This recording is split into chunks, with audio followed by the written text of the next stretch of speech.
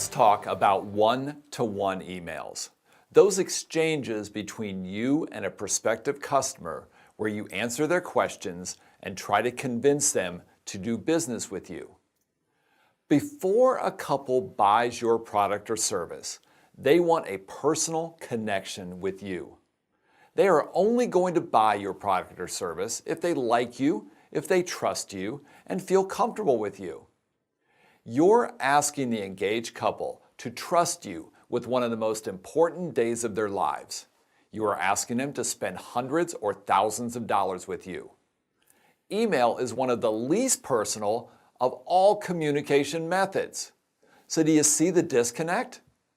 Convincing a prospective customer to select you over everyone else usually requires something more personal than just an email. Now, if they tell you that they prefer to do everything by email, then by all means, abide by their wishes. But email communication at this stage of the process should be viewed almost as a last resort. Most wedding professionals have a much higher closing rate if they can get a couple to meet with them face to face. Do whatever you can to get an in-person meeting, or at least talk to them on the phone. Your results will be much better. When you do use email, here are some tips. Respond promptly. They're talking to your competitors at the same time. When you don't get right back to them, that signals indifference. You should mirror their writing style. If their emails to you are very short, your responses should also be short. But if they're writing in detail, your responses should also be written in detail. Keep notes. Anything that they tell you, little things about them or their wedding, you can drop those into your emails so that your emails sound personalized. And definitely check for typos and grammatical errors. You should always include a call to action. Call to action can be make an appointment, schedule a tasting, take advantage of our offer.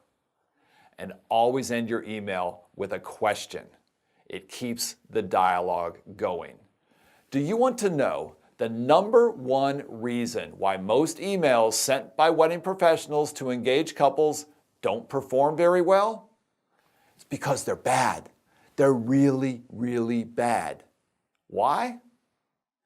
Here's an example, an actual email I saw recently. I only changed the name.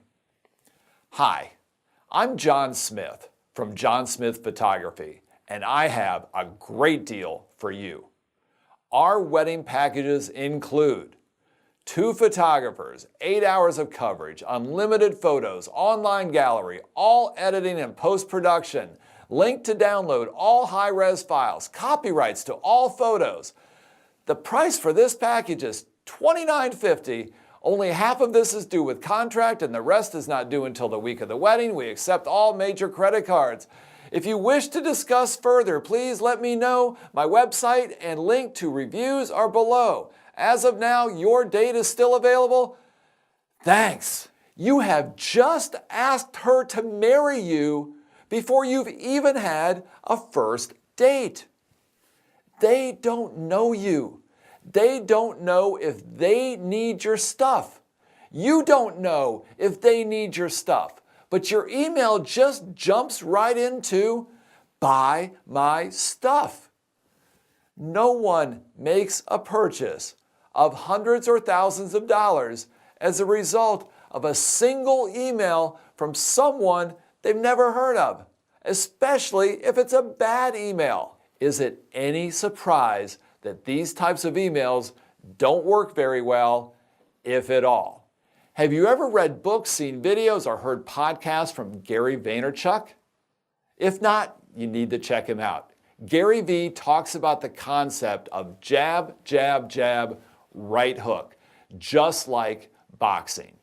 You give your prospects something. Then you give them something else. Then you give them something else before you go in for the sale. What can you give them? A free report, an invitation to an open house, some sort of special offer. Once you've softened them up, Once you've jabbed them, they like you, they trust you, then you go in for the sale.